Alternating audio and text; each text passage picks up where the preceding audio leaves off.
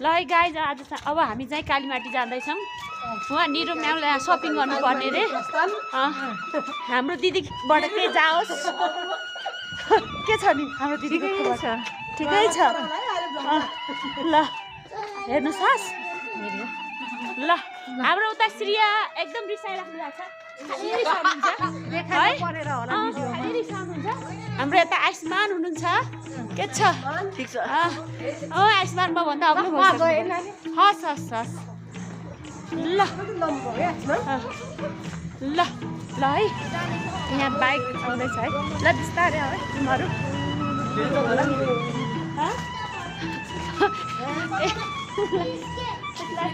shopping गर्नु पर्यो भाग्यो सपिङ गर्नु पर्यो